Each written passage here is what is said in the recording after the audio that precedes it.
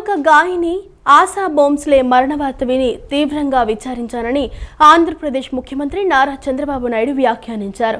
ఒక దిగ్గజ బహుముఖ ప్రజ్ఞాశాలిగా భారతీయ గాయనిగా ఆమె పేరు సంపాదించారని కొనియాడారు. సంగీత పరిశ్రమకు ఆమె చేసిన అసాధారణమైన సేవలు 7 దశాబ్దాలకు పైగా విస్తరించి ఉన్నాయని తెలిపారు. ఆమె పాడిన పాటలు తరతరాలను సుసంపన్నం చేశాయని అన్నారు.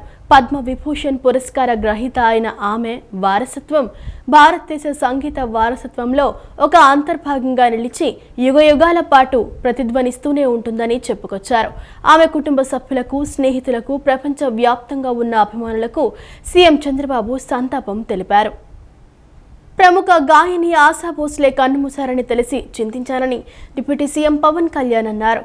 ఆశాజీ ఆత్మకు శాంతి చేకూరాలని భగవంతుని ప్రార్థిస్తున్నానని చెప్పారు. సుదీర్ఘ కాలం హిందీతో పాటు మరాఠీ, తెలుగు, బెంగాలీ వంటి భాషల్లో సినీ గీతాలు ఆలపించిన మధుర గాయని ఆమె అని కొనియాడారు. పాశ్చాత్య సంగీత శైలి గీతాలను సైతం ఆలపించి ఒక తరం యువతను ఉర్రూతలూగించారన్నారు. దమ్మరుదం, చురాలియా హై తుమ్నే, ఇన్ అమ్కో కీ మస్తీ, రాధా కైసేనా జలే లాంటి గీతాలతో సినీ సంగీత అభిమానులను అలరించారు. తెలుగులో ఆశాజీ పాడిన గీతాలు తక్కువే అయినా హిందీ గీతాలతో తెలుగు రాష్ట్రాల్లో చిరపరిచితమేనన్నారు. ఆశా భోంస్లే కుటుంబ సభ్యులకు ప్రగాఢ సానుభూతి తెలియజేస్తున్నానని చెప్పారు. మంత్రి నిమ్మల రామానాయుడు వైసీపీపై తీవ్ర విమర్శలు గుప్పించారు. రక్త చరిత్రనే రాజకీయంగా మార్చుకుని వైసీపీ రాజకీయాలు చేస్తోందని ఆయన ఆరోపించారు. ఉగ్రవాదాన్ని మించిన ఉన్మాదంతో వైసీపీ అధినేత జగన్మోహన్ రెడ్డి వ్యవహరిస్తున్నారని ఆగ్రహం వ్యక్తం చేశారు. విధ్వంసం, వినాశనాలతో కూడిన మహిళా యువజన విధానాలను వైసీపీ రూపొందించిందని నిమ్మల మండిపడ్డారు. చంపేస్తాం, నరుకుతాం, అంతం చేస్తాం అనే విధానంతో వైసీపీ ముందుకు సాగుతోందని అన్నారు. అధికారంలోకి వస్తే పనులు నిలిపివేయటం, నిర్మాణాలను కూల్చివేయటం, యువతను చెరగొట్టడం వంటి చర్యలు చేపడతామని వైసీపీ చెబుతోందని విమర్శలు గుప్పించారు. జలవనరుల శాఖ మంత్రి నిమ్మల రామానాయుడు విలేకరుల సమావేశం నిర్వహించారు. సమావేశంలో ఆయన మాట్లాడుతూ రాజకీయాలకు అడ్డొస్తే సొంత వారిని వదలని చరిత్ర వైసీపీదని, వైఎస్ వివేక హత్య కేసును ప్రస్తావిస్తూ పలు ప్రశ్నలు లేవనెత్తారు. అలాగే పరిటాల రవి వైఎస్ వివేక హత్య కేసుకు సంబంధించిన సాక్షులు, నిందితులు అనుమానాస్పదంగా మరణించిన విషయంపై జగన్ సమాధానం చెప్పాలని డిమాండ్ చేశారు. వైసీపీ నేతలు ప్రజలను, మీడియాను భయపెట్టే ప్రయత్నాలు చేస్తున్నారని ఆరోపించారు. ఆంధ్రజ్యోతి పత్రికను లక్ష్యంగా చేసుకుని బెదిరింపులకు దిగుతున్నారని అన్నారు. గుంటూరు ప్రాంతంలో ప్రజలను బెదిరించే విధంగా వైసీపీ నేతలు వ్యాఖ్యలు చేస్తున్నారని పేర్కొన్నారు. వంగవీటి రంగాను హత్య చేసిన కుటుంబం ప్రస్తుతం ఏ పార్టీలో ఉందో చెప్పాలని మంత్రి ప్రశ్నించారు.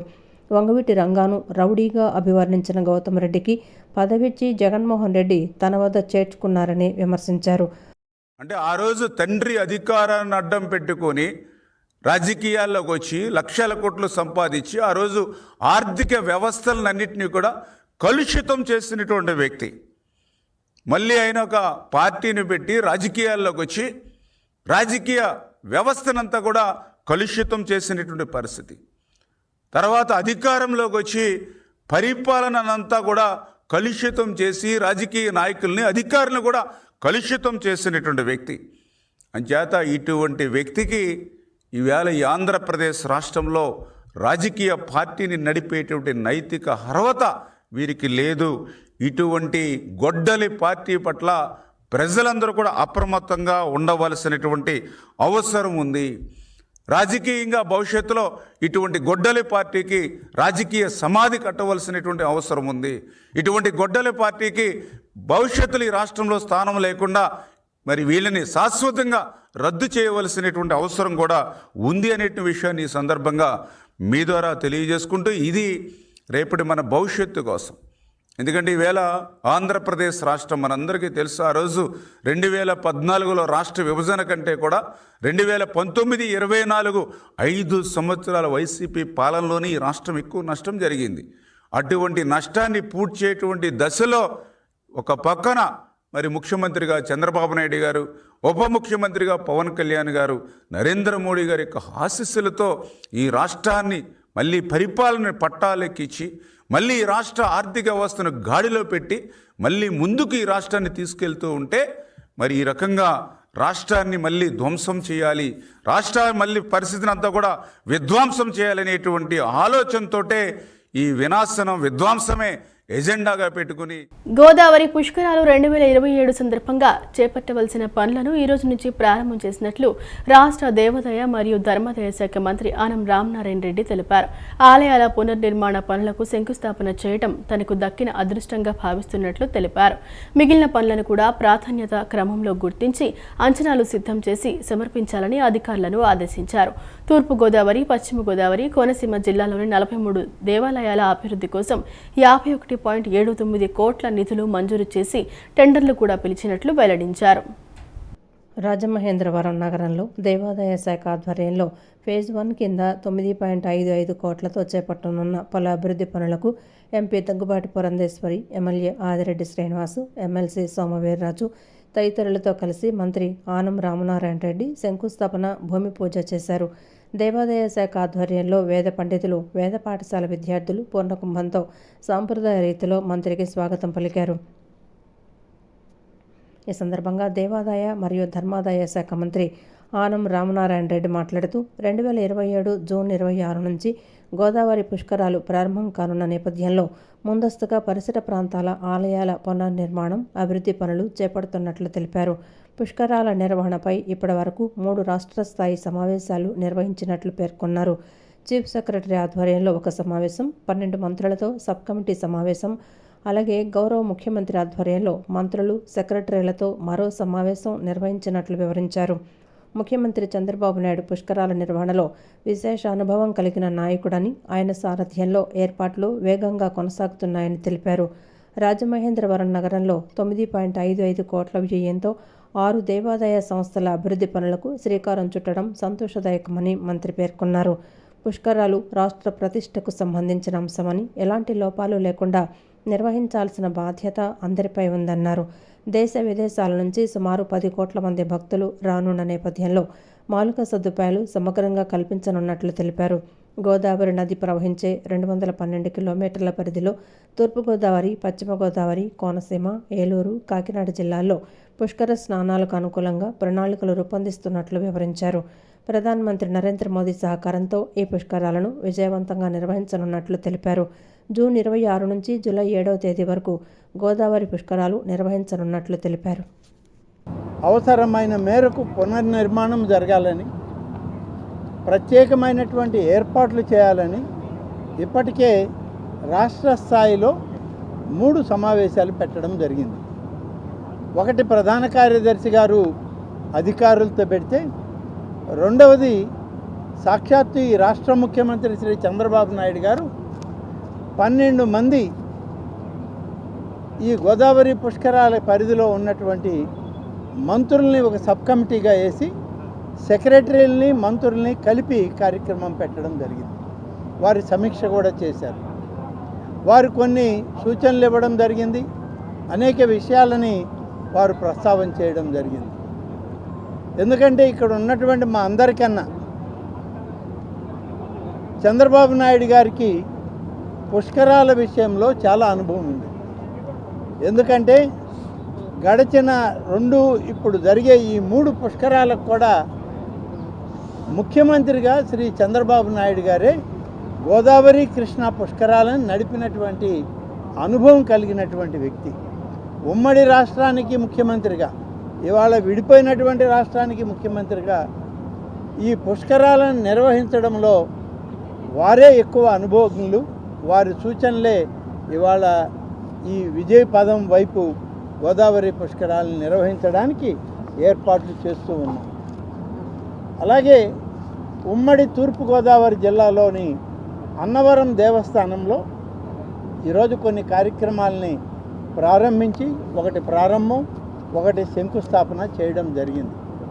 ఎందుకంటే గోదావరి పుష్కరాలంటే ఏదో రాజమండ్రి ఒడ్డే కాదు, గోదావరి పరివాహక ప్రాంతం అంతా భద్రాచలం దాటాక మన రాష్ట్రంలో మొదలుపెట్టాక ఇప్పుడున్న ఆంధ్రప్రదేశ్లో, అలాగే చివరిన సముద్రంలో కలిసే వరకు ఈ గోదావరి పుష్కరాలు, పరివాహక ప్రాంతం అత్యంత ప్రాధాన్యతను సంతరించుకున్నది అని చెప్పడంలో అతిశయోక్తి ఏమీ లేదు. ప్రజల తిరస్కరణకు గురైన పార్టీలు క్రెడిట్ చోరీ గురించి మాట్లాడటం విడ్డూరంగా ఉందని ఆంధ్రప్రదేశ్ వైద్య ఆరోగ్య శాఖ మంత్రి సత్యకుమార్ అన్నారు.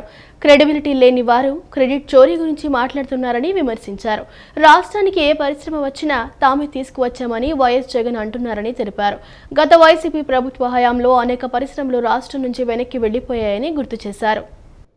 విశాఖపట్నంలో మంత్రి సత్యకుమార్ మీడియాతో మాట్లాడారు. గూగుల్ డేటా సెంటర్ అంటే ఏంటో తెలియని వ్యక్తి జగన్ అని మంత్రి సత్యకుమార్ పేర్కొన్నారు. అలాంటి వ్యక్తి డేటా సెంటర్ తానే తీసుకొచ్చానని అంటున్నారని వ్యంగ్యంగా అన్నారు. కూటమి ప్రభుత్వంపై ప్రజల్లో సానుకూల దృక్పథం ఉందన్నారు. ప్రజల దృష్టి మళ్లించడం కోసం ఆయన ఇలాంటి వ్యాఖ్యలు చేస్తున్నారంటూ జగన్పై మండిపడ్డారు. వైఎస్ జగన్ మావిగన్ అంటే ప్రజలు నవ్వుతున్నారని ఎద్దేవా చేశారు. పశ్చిమ బెంగాల్లో ఎన్డీఏ ప్రభుత్వం ఏర్పాటు అవుతోందని మంత్రి సత్యకుమార్ జోస్యం చెప్పారు. టీఎంసీ అధినేత్రి మమతా బెనర్జీ ఇంటికి వెళ్లడం ఖాయమన్నారు. తమిళనాడులో కుటుంబ పాలన నడుస్తోందని, ఆ పాలన నుంచి బయటకు రావాలని తమిళ ప్రజలు కోరుకుంటున్నారని చెప్పారు. నారీ శక్తి వందన్ అధినియం పేరిట మహిళా రిజర్వేషన్ బిల్లును ప్రధాని మోదీ తీసుకొస్తున్నారని తెలిపారు. ఏప్రిల్ 17, 18 తేదీలలో జరగనున్న పార్లమెంటు సమావేశాలు చరిత్రలో నిలిచిపోతాయని మంత్రి సత్యకుమార్ అన్నారు. హాస్యాస్పదమైన విషయం అయితే మన రాష్ట్రంలో కూడా క్రెడిట్ చోరీ గురించి మాట్లాడుతున్నారు. ఏది మాట్లాడినా క్రెడిట్ చోరీ అందరికీ తెలుసు. దాని మీద ప్రస్తుతం విశాఖపట్నంలో మాట్లాడుతున్నాం. డేటా గూగుల్ సెంటర్ వస్తే అది నేను అని చెప్పడం, లేదా క్వాంటమ్ వ్యాలీ వస్తే అది నేనే ముందు మాట్లాడానని చెప్పడం. ఒక్క రోజైనా స్టీల్ ప్లాంట్ గురించి కూడా నా గొప్పతనం ఏ రోజైనా ఏ సమస్య మీదైనా ఎక్కడైనా మాట్లాడడం కానీ, లేదా వారికి సంబంధించిన ఎంపీలు పార్లమెంట్లో ప్రస్తావించడం కానీ, లేదా పారిశ్రామిక రంగంలో పరిశ్రమవేత్తల్ని తరిమేయడమే తప్ప ఒక్కరిని కూడా ఏనాడు పిలిచింది లేదు. ఒక్కసారి అది ఎన్నికలకు ముందు ఇన్వెస్టర్స్ మీట్ విశాఖపట్నంలోనే పెట్టి దానికి ముందే అయిపోయిన ఎంఓఏలోని మళ్ళీ వాళ్ళని కోట్లు దొడికి ఇక్కడ వచ్చి ఎంఓఏలు చేసుకున్నట్టుగా నటించారు. భోగాపురం ఎయిర్పోర్టు మీ అందరికీ తెలిసిన విషయమే. కేంద్ర ప్రభుత్వం అక్కడ కేంద్రంలో, రాష్ట్రంలో నరేంద్ర మోడీ గారు, రాష్ట్రంలో చంద్రబాబు నాయుడు గారు ఉన్నప్పుడు మంజూరైన ఎయిర్పోర్ట్. దాన్ని 5 సంవత్సరాల పాటు దానికి మౌలిక సదుపాయాల కల్పన కోసం కానీ, రహదారి నిర్మాణం కోసం కానీ కేంద్రానికి ప్రతిపాదన పంపకుండా, భూమి సేకరణ చేయకుండా సేకరణ చేయాల్సిన భూమి దీన్ని ఎక్స్టెంట్ కూడా తగ్గించేసి తర్వాత వచ్చేసి ఇదంతా అయిపోయి అద్భుతమైన ఎయిర్పోర్ట్ నిర్మాణం అవుతుంటే నేనే ఎయిర్పోర్ట్ తెచ్చానని మాట్లాడారు. గూగుల్ డేటా సెంటర్, ఆయనకి డేటా సెంటర్ అంటే ఏదో తెలియదనే విషయమే ఆయనే ప్రెస్ కాన్ఫరెన్స్లో పెట్టుకున్నాడు. గూగుల్ డేటా సెంటర్ అంటే తెలియని వ్యక్తి, ఆర్టిఫిషియల్ ఇంటెలిజెన్స్ అంటే ఏందో తెలియని వ్యక్తి, క్వాంటమ్ కంప్యూటింగ్ అంటే సరైన అవగాహన లేని వ్యక్తి నేను వాటి గురించి తెచ్చాను అని చెప్తే అంతకన్నా హాస్యాస్పదం మరేముండదు. ప్రజలు కూడా వాటిని గమనిస్తున్నారు. చెత్తరహిత స్వచ్ఛ మచిలీపట్నం నగరంగా తీర్చిదిద్దేందుకు ప్రజలందరూ స్వచ్ఛ సైనికులుగా ముందుకు రావాలని జిల్లా కలెక్టర్, నగరపాలక సంస్థ ప్రత్యేక అధికారి డికే బాలాజీ పిలుపునిచ్చారు. నగరంలోని ప్రజలు స్వచ్ఛ సైనికులుగా తరలివచ్చి ప్రతిరోజు ఉదయమే ఒక అర్ధగంట కేటాయించి చెత్తను ఏరివేస్తే వారు నివసించే చుట్టుపక్కల ప్రాంతాలను పరిశుభ్రంగా ఉంచుకోవచ్చన్నారు. ఉదయాన్నే పనిచేయడం వల్ల అందరికీ కొంత వ్యాయామం చేయడంతో పాటు సూర్యకిరణాలు తగిలి విటమిన్ డి ఉచితంగా లభించి ఆరోగ్యంగా ఉంటామన్నారు. మనం ఆరోగ్యంగా ఉండటమే కాకుండా మనం నివసించే మచిలీపట్నం నగరం కూడా ఆరోగ్యంగా ఉంచుకునే అవకాశం వచ్చిందన్నారు. కృష్ణా జిల్లా కలెక్టర్ బాలాజీ వినూత్నంగా స్వచ్ఛతా కార్యక్రమానికి శ్రీకారం చుట్టారు. నూతనంగా రూపొందించిన స్వచ్ఛ ఆయుధం చేతబోని మచిలీపట్నంలోని 16వ డివిజన్ రామానాయుడుపేటలో 5 రోడ్ల సెంటర్ వరకు స్వచ్ఛ సర్వేక్షణ కార్యక్రమంలో భాగంగా చెత్త చెదారాలను, ప్లాస్టిక్ వ్యర్థాలను ఏరివేశారు. వారికి తోడుగా ఆ ప్రాంతంలో నివసించే ప్రజలు, వసుధ జీవ వైవిధ్యం బృందం మణిరత్నం నాయకత్వంలో వాలంటీర్లు స్వచ్ఛందంగా ముందుకొచ్చి స్వచ్ఛ ఆయుధంతో చెత్త ఏరివేసే కార్యక్రమంలో పాల్గొన్నారు. ఆ ప్రాంతంలో కలెక్టర్ పర్యవేక్షిస్తూ రహదారి పైన కానీ, ఇరువైపులా కానీ చెత్త చెదారాలు ఎక్కడ పడితే అక్కడ వెయ్యరాదని, పరిసరాలను పరిశుభ్రంగా ఉంచుకోవాలని అక్కడి ప్రజలకు సూచించారు. ఈ సందర్భంగా జిల్లా కలెక్టర్ మీడియా ప్రతినిధులతో మాట్లాడుతూ మచిలీపట్నం నగరాన్ని స్వచ్ఛ మచిలీపట్నంగా తీర్చిదిద్దాలని సంకల్పించామన్నారు. ఈ దిశలో ప్రధానంగా పరిశీలిస్తే చెత్త ఎక్కడ పడితే అక్కడ ఉంటున్నట్లు గమనించడం జరిగిందన్నారు. చెత్త ఉండకుండా చేయాలంటే రోజు పారిశుద్ధ్య సిబ్బంది ఇంటింటికి తిరిగి చెత్త తొలగించి మురికి కాలువలో పూడికి తీయాలంటే ఇబ్బంది కలుగుతుందన్నారు. ఈ పరిస్థితులను అధిగమించేందుకు కొందరు స్వచ్ఛంద కార్యకర్తలను చైతన్యపరిచి వాళ్ల ప్రాంతాల్లో స్వచ్ఛ ఆయుధం ద్వారా చెత్తా చెదారాలను ఏరివేసే కార్యక్రమానికి శ్రీకారం చుట్టామన్నారు. ఈ కార్యక్రమంలో కలెక్టర్ వెంట మున్సిపల్ సహాయ కమిషనర్ గోపాలరావు, వసుధ జీవ వైవిధ్య బృందం నాయకులు మణిరత్నం, వారి కార్యకర్తలు, మున్సిపల్ పారిశుద్ధ్య సిబ్బంది, స్వచ్ఛ సర్వేక్షణ్, స్వర్ణవారు సిబ్బంది పాల్గొన్నారు. పట్టణ ప్రజలపై 400 కోట్ల ఇంటి పన్ను భారం మోపుతూ కూటమి ప్రభుత్వం ఇచ్చిన హామీని తొంగలో తొక్కిందని సిపిఎం నేత బాబురావు విమర్శించారు. వైసీపీ హయాంలో తెచ్చిన ఆస్తి విలువ ఆధారిత పన్ను విధానాన్ని కొనసాగిస్తూ ప్రజలను వంచడం అన్యాయమని, మౌలిక సదుపాయాలు కల్పించడంలో సర్కార్ విఫలమైందని ధ్వజమెత్తారు. పెంచిన పన్నులకు వ్యతిరేకంగా రాష్ట్ర వ్యాప్త ఉద్యమం చేపడతామని, రాబోయే మున్సిపల్ ఎన్నికల్లో దీనిని ప్రధాన ఎజెండాగా మార్చాలని ఆయన పిలుపునిచ్చారు. విజయవాడలోని శ్రీశ్రీ భవనంలో జరిగిన విలేకరుల సమావేశంలో సిపిఎం పార్టీ రాష్ట్ర కార్యదర్శి వర్గ సభ్యులు సిహెచ్ బాబురావు, రాష్ట్ర కమిటీ సభ్యులు డి కాశీనాథ్ మాట్లాడారు. రాష్ట్రంలోని పట్టణ ప్రజలపై కూటమి ప్రభుత్వం దాదాపు 400 కోట్ల రూపాయల మేర అదనపు ఇంటి పన్ను భారాన్ని మోపిందని వారు ధ్వజమెత్తారు. ఎన్నికల సమయంలో పన్నులు పెంచబోమని, ఆస్తి విలువ ఆధారిత పన్ను విధానాన్ని సమీక్షిస్తామని హామీ ఇచ్చిన కూటమి ఇప్పుడు మాట తప్పి ప్రజలకు నమ్మక ద్రోహం చేసిందని విమర్శించారు. గత వైసీపీ ప్రభుత్వం కేంద్రం షరతులకు లొంగి తీసుకొచ్చిన క్యాపిటల్ వాల్యూ ఆధారిత పన్ను విధానాన్నే ప్రస్తుత ప్రభుత్వం కూడా కొనసాగించడం దుర్మార్గమని బాబురావు పేర్కొన్నారు. 2021 నుండి ఇప్పటి వరకు పన్నులు 130% పెరిగాయని, తాజాగా ఏప్రిల్ 1 నుండి మరో 30% భారం పెరిగిందని ఆయన ఆవేదన వ్యక్తం చేశారు. ఒకవైపు పన్నులు పెంచుతూనే ముందస్తుగా చెల్లిస్తే 5% రాయితీ ఇస్తామని చెప్పడం ప్రజలను మభ్యపెట్టడమేనని, ఏడాది పూర్తి కాకుండానే 24% వడ్డీ పెనాల్టీలు వసూలు చేయడం అమానుషమని మండిపడ్డారు. గత ప్రభుత్వ బాటలోనే ఈ ప్రభుత్వం కూడా నడుస్తూ ఉంది. ఇప్పుడు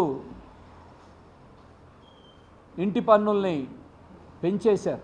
ఇల్లు లేని వాళ్ళకి 2 సెంట్లు 3 సెంట్లు స్థలాలు ఇస్తామన్నారు, అదే అమలు చేయలే. అప్పులు చేసి ఇల్లు కట్టుకున్న వాళ్ళని ఈ ప్రభుత్వం శిక్షిస్తూ ఉంది.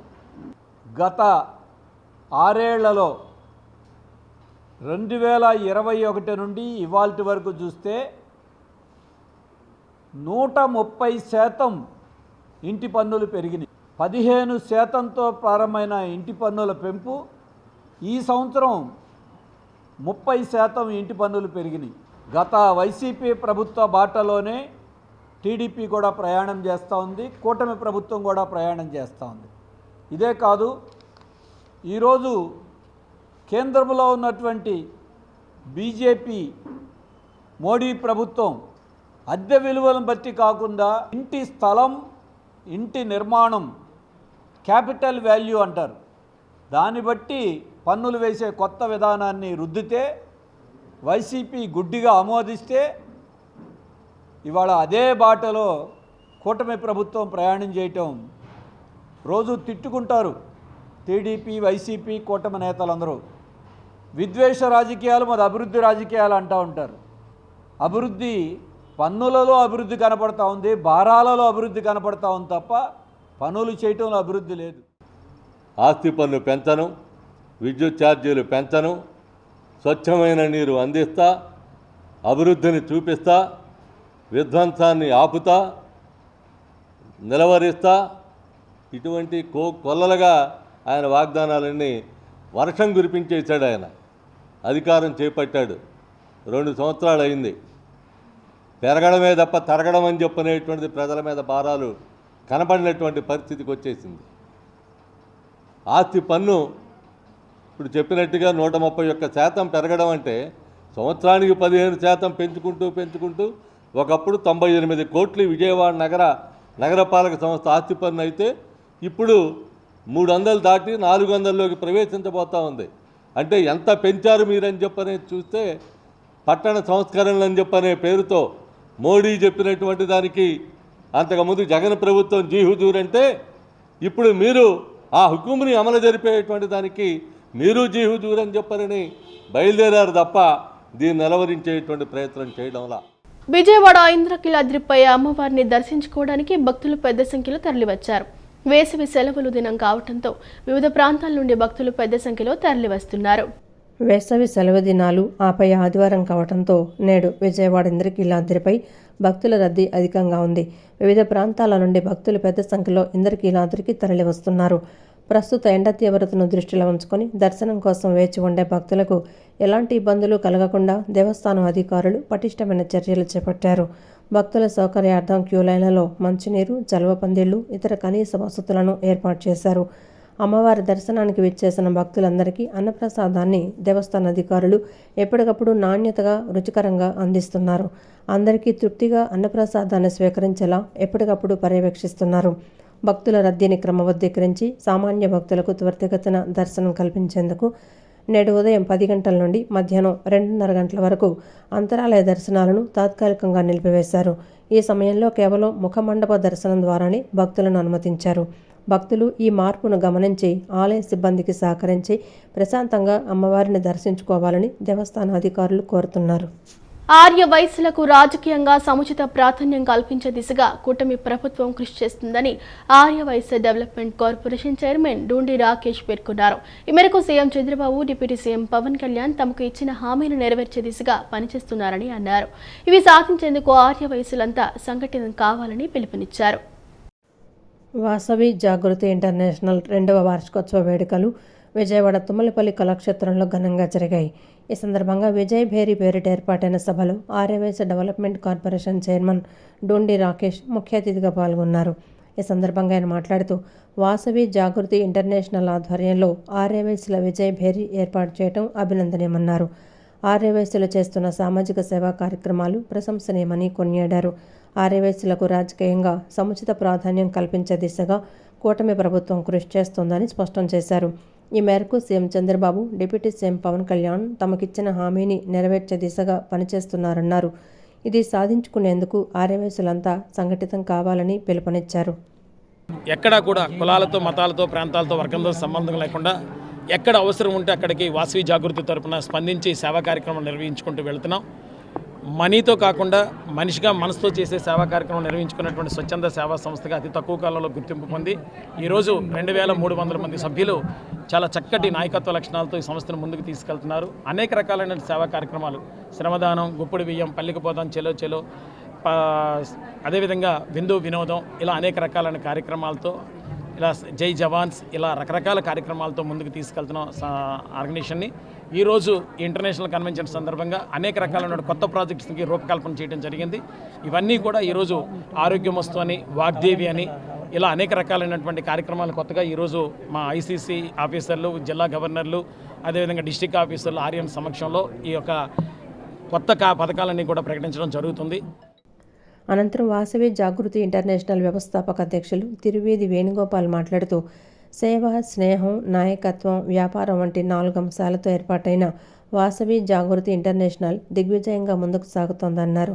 తమ సంస్థ ఆధ్వర్యంలో కులమతాలకు అతీతంగా సామాజిక సేవా కార్యక్రమాలు నిర్వహిస్తున్నామన్నారు. ఆంధ్ర, తెలంగాణ సహా రాష్ట్రాలకు చెందిన 2300 మంది సభ్యులతో శ్రమదానం, పల్లెకు పోదాం, చెలో చెలో, విందు వినోదం, జై జవాన్, జై కిసాన్ వంటి అనేక కార్యక్రమాలు చేస్తున్నామని తెలిపారు. అంతర్జాతీయ సదస్సును పురస్కరించుకొని నూతన ప్రాజెక్టులతో సేవా కార్యక్రమాలు చేస్తున్నామని వివరించారు. International joint secretary, iconic committee chairman దారా కరుణశ్రీ మాట్లాడుతూ ఆర్యవైశ్యులు సేవాభావానికి ప్రతీకలని అన్నారు. తమ ఆదాయంలో కొంత భాగాన్ని సేవా కార్యక్రమాలకు వినియోగిస్తూ సేవా తత్పరత చాటుకుంటున్నారని వెల్లడించారు. పేద విద్యార్థులకు స్కాలర్షిప్లు అందిస్తున్నామని, సహాయం అవసరమైన ఎవరైనా తమను సంప్రదించాలని సూచించారు. ఈ సందర్భంగా వాసవి జాగృతి విజయ్ బేరిని పురస్కరించుకొని వాసవి జాగృతి మహిళలు నిర్వహించిన కార్యక్రమాలు ఆహుతులను అలరించాయి. అన్నదానం చేయాలన్నా, వస్త్రదానం చేయాలన్నా, ఏ దానం చేయాలన్నా కూడా ముందుండి ప్రతి సంపాదనలో కూడా ఆర్యవైశ్యులు కొంత సంపాదన తీసి వాళ్ళ ఇన్కంలో నుంచి కంపల్సరీగా సేవ చేస్తారు. మన ఇండియాలోనే కాదు, ప్రపంచంలో కూడా మన ఆర్యవైశ్యస్ అంటే సేవలో ముందుంటారు. మరి వాసవి జాగృతి ఇంటర్నేషనల్ ఇప్పటికీ స్థాపించి 2 సంవత్సరాలు అయింది. మరి తిరువీధి వేణుగోపాల్ గారు ఎంతో కృషి చేసి ఈ కార్యక్రమాన్ని నిర్వహిస్తున్నారు. 2 years బ్యాక్ స్టార్ట్ చేసినప్పుడు కొన్ని 100 మందితో స్టార్ట్ చేసి ఇప్పుడు 1000 మంది అయ్యారు. ఇంకా స్టూడెంట్స్ ఎవరికైనా కావాలంటే కూడా స్కాలర్షిప్స్ అవి కూడా పేద విద్యార్థులు బాగా చదువుకునే వాళ్ళకి స్కాలర్షిప్స్ ఇస్తున్నాము. ఎవరైనా బిజినెస్ చేసుకునే వాళ్ళకి కూడా వాళ్ళకి 10,000 రూపీస్ వాళ్ళ బిజినెస్కి మనం సపోర్ట్ చేసి వాళ్ళకి ఇచ్చి ఎవ్రీ మంత్ వాళ్ళ దగ్గర 1000 రూపీస్ తీసుకుంటాము. ఈ కార్యక్రమంలో సంస్థ ఫస్ట్ లేడీ తిరువేది వరలక్ష్మి, ఉపాధ్యక్షులు నాగసూర్య మురళీమోహన్ రావు, కార్యదర్శి నాదెండ్ల శ్రీనివాసరావు, కోశాధికారి సుంకు చంద్రశేఖర్ గుప్తాతో పాటు ఐకానిక్ కమిటీ కో చైర్మన్లు ఆలమూరి అమరనాథ్, ఊటుకూరి కిరణ్ కుమార్, అప్పన్న, సతీష్ సాయిబాబు తదితరులు పాల్గొన్నారు. విజయవాడ గవర్నర్ పేటలో జెనివిస్ రెమెడీస్ జనరిక్ మెడిసిన్ కేంద్రాన్ని బీజేపీ రాష్ట్ర అధ్యక్షుడు మాధవ్, ఎమ్మెల్యే బోండా ఉమా ప్రారంభించి సామాన్యులకు తక్కువ ధరకే నాణ్యమైన మందులు అందించాలని సూచించారు. మార్కెట్ ధరల కంటే 30 నుండి 80% డిస్కౌంట్తో WHO ప్రమాణాలతో కూడిన మందులను ప్రజలకు అందుబాటులోకి తీసుకువస్తున్నట్లు సంస్థ ప్రతినిధులు వెల్లడించారు. 2027 నాటికి ఏపీలో 1000 స్టోర్లను ఏర్పాటు చేయటమే లక్ష్యంగా కేవలం 6 నుండి 7 లక్షల పెట్టుబడితో ఫ్రాంచైజీ అవకాశాలను కల్పిస్తున్నట్లు వారు ప్రకటించారు. గవర్నర్పేటలోని ఆంధ్రరత్న భవన్ సమీపంలో గల ఒక హోటల్లో జన్విస్ రెమెడీస్ జనరిక్ మెడిసిన్ కేంద్రాన్ని బీజేపీ రాష్ట్ర అధ్యక్షుడు మాధవ్, సెంట్రల్ ఎమ్మెల్యే బోండా ఉమ కలిసి ఘనంగా ప్రారంభించారు. ఈ సందర్భంగా వారు మాట్లాడుతూ సామాన్య ప్రజలకు నాణ్యమైన వైద్యం, తక్కువ ధరకే మందులను అందుబాటులోకి తీసుకురావాలన్న ప్రధానమంత్రి నరేంద్ర మోదీ ఆశయాలకు అనుగుణంగా మెడికల్ వ్యాపారులు సేవా దృక్పథంతో పనిచేయాలని సూచించారు. కేంద్ర ప్రభుత్వం ప్రవేశపెట్టిన పీఎం జన ఔషధి యోజన ద్వారా పేద ప్రజలపై వైద్య ఖర్చుల భారం తగ్గుతుందని, ప్రతి ఒక్కరూ జనరిక్ మందులను సద్వినియోగం చేసుకోవాలని వారు కోరారు.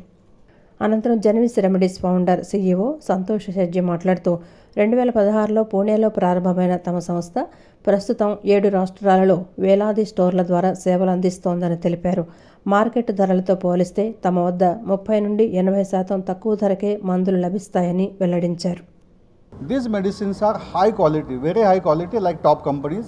You find the efficacy, result, same content, everything is same.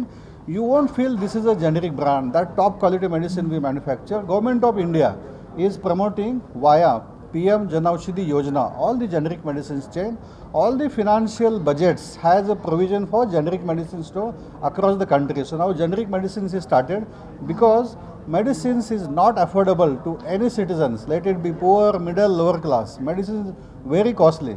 So when medicine comes out of patent, the medicine cost becomes 60 to 70% lesser. Now we don't sell generic medicines on MRP, we sell generic medicine on discounted price. So all the 140 crores of citizens of India like, so TG, Telangana, 4-5 crore, Andhra, now we are entering, we already are there from last 1 year in Telangana state.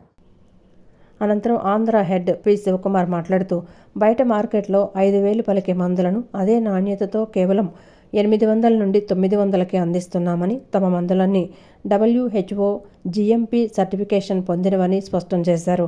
2027 మార్చి నాటికి AP వ్యాప్తంగా 1000 ఫ్రాంచైజీలను ఏర్పాటు చేయడమే లక్ష్యమని, కేవలం 6 నుండి 7 లక్షల పెట్టుబడితో ఆసక్తి గల వారు ఫ్రాంచైజీ పొందవచ్చని ఆయన తెలిపారు.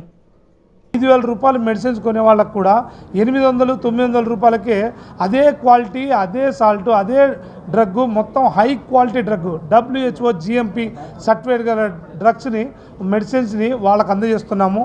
ఇది ఒక మంచి సేవా కార్యక్రమం.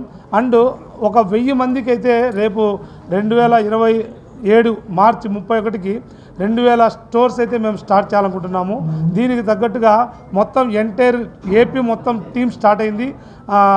Regional heads, zonal heads, district heads, entire ప్రతి ఒక్క డిస్ట్రిక్ట్ కూడా ఒక డిస్ట్రిక్ట్ హెడ్ సపోర్ట్ ఉంటాడు. అండ్ ఎవరైతే ఫ్రాంచైజీ పెట్టాలనుకుంటారో వాళ్ళు మమ్మల్ని కాంటాక్ట్ చేయండి. ఈ కార్యక్రమంలో సంస్థ నేషనల్ హెడ్ వివేక్, వివిధ రాష్ట్రాల ప్రతినిధులు మరియు జోనల్ హెడ్లు పాల్గొన్నారు. ఉత్తర భారతదేశంలో ప్లేస్మెంట్లకు పెట్టింది పేరుగా GLA యూనివర్సిటీ ఉందని university admissions director Amit Agarwal పేర్కొన్నారు. మధుర మరియు గ్రేటర్ నోయిడాలో క్యాంపస్లు ఉన్నాయని వెల్లడించారు. విద్యార్థుల మూల్యాంకనం వరకు అంతా పరిశ్రమ నిపుణుల పర్యవేక్షణలోనే జరుగుతుందని ఆయన వివరించారు. విజయవాడలోని హోటల్ ఐలాపురంలో GLA యూనివర్సిటీ ఆధ్వర్యంలో ఎడ్యుకేటర్స్ సమ్మిట్ నిర్వహించారు. ఈ సదస్సులో GLA యూనివర్సిటీలో చదువుతున్న విద్యార్థులు మరియు తల్లిదండ్రులు పాల్గొని తమ అనుభవాలను పంచుకున్నారు. ఈ సందర్భంగా university admissions director Amit Agarwal మాట్లాడుతూ ఉత్తర భారతదేశంలో ప్లేస్మెంట్లకు పెట్టింది పేరుగా ఉన్న తమ విశ్వవిద్యాలయానికి పేరొందిందని అన్నారు. మధుర మరియు గ్రేటర్ నోయిడాలో క్యాంపస్లు ఉన్నాయని వెల్లడించారు. ముఖ్యంగా గ్రేటర్ నోయిడా క్యాంపస్ పూర్తిగా పరిశ్రమలతో అనుసంధానించబడి పనిచేస్తుందని, అక్కడ పాఠ్య ప్రణాళిక రూపకల్పన నుండి బోధన మరియు విద్యార్థుల మూల్యాంకనం వరకు అంతా పరిశ్రమ నిపుణుల పర్యవేక్షణలోనే జరుగుతుందని ఆయన వివరించారు. Done this event in Vijayawada, and I'm really grateful to the people of Vijayawada who have attended the event. It was very nice, very welcoming, and people was so nice. So I'm really thankful to all of them. So I'm from GLA University, and GLA University is known for its placement in northern part of India. we are having 2 campuses. One is in Mathura, which is city of Lord Krishna. Another is in Greater Noida, Delhi NCR, which is a unique, fully industry integrated campus, where we have integrated the industry along with the academics. So all the curriculum is designed by the industry, classes are taken by the industry, and evaluation is done by the industry. With the limited focus, this campus is very unique concept where we are preparing our students for the future of tomorrow, and our campus is having the sole objective, that is to placing our student in good companies with a good quality package. Everything we are doing with the same intent. We are involving industry in the curriculum design so that our student can study the latest curriculum. We are asking industry experts to deliver those curriculum in the classroom so that they can directly understand the concept and learn the concept from the industry persons. అనంతరం south India zonal head Lakshmikanth మాట్లాడుతూ పరిమిత సంఖ్యలో విద్యార్థులను తీసుకొని వారిని భవిష్యత్ అవసరాలకు తగ్గట్లుగా ఫ్యూచర్ రెడీ ఇంజనీర్స్గా తీర్చిదిద్దటమే తమ లక్ష్యమని ఆయన పేర్కొన్నారు. దక్షిణ భారతదేశంలోని విద్యార్థులకు ఈ వినూత్న విద్యా విధానంపై అవగాహన కల్పించేందుకే విజయవాడలో ఈ సమావేశాన్ని ఏర్పాటు చేసినట్లు ఆయన వెల్లడించారు. ఇంట్లో ఏంటంటే మన జిఎల్ఈ యూనివర్సిటీ గ్రేటర్ నోయిడా నుంచి చదువుకుంటున్న పిల్లలు వాళ్ళ తల్లిదండ్రులు వచ్చి వాళ్ళ ఎక్స్పీరియన్సెస్ని షేర్ చేశారు. ఈ పర్టికులర్గా జిఎల్ఈ యూనివర్సిటీ గ్రేటర్ నోయిడా అనేది ఏంటంటే లిమిటెడ్ స్టూడెంట్స్ని తీసుకొని ఫ్యూచర్ రెడీ ఇంజనీర్స్ని రెడీ చేస్తుంది. ఎట్లా అంటే ఇక్కడ కరికులం ఏదైతే ఉందో దాన్ని టీచ్ చేసేది ఇండస్ట్రీ, ఎవాల్యుయేట్ చేసేది ఇండస్ట్రీ, అండ్ అలానే వాటిని ప్రాసెస్ చేసేది కూడా ఇండస్ట్రీ అండి. ఇట్స్ కంప్లీట్లీ అంటే కరికులంని డిజైన్ చేస్తుంది ఇండస్ట్రీనే, టీచ్ చేస్తుంది ఇండస్ట్రీనే, అండ్ ఎవాల్యుయేట్ చేస్తుంది కూడా ఇండస్ట్రీనండి. సో మనం ఇలా చేసుకుంటూ మన ఫ్యూచర్ రెడీ ఇంజనీర్స్ని మనం ప్రిపేర్ చేస్తున్నాము. సో దీనికోసం మన సౌత్ పీపుల్ని కూడా దీంట్లో జాయిన్ చేయడానికి ఈరోజు విజయవాడలో మనం ఈ మీటింగ్ని కనెక్షన్ని మేము రికవర్ చేయడానికి ఏంటంటే కామన్గా బీటెక్ అనేది ఒక టెక్నికల్ డిగ్రీ. సో అందుకనే మనం తీసుకునేటప్పుడే లిమిటెడ్ స్ట్రెంత్ని తీసుకొని ఒక కరికులంని కంప్లీట్గా మనం ఎవాల్యుయేట్ చేసింది అనేది ఫ్యూచర్ రెడీ ఇంజనీర్స్ అంటే అందరూ కూడా టెక్నికల్గా కంపెనీస్లోనే పనిచేస్తారు. అదే కంపెనీస్ నుంచి మనకున్న కరికులంని ఎప్పుడో 2000స్లో ఉన్న కరికులంని ఇప్పటికీ మనం ఫాలో అవుతున్నాం.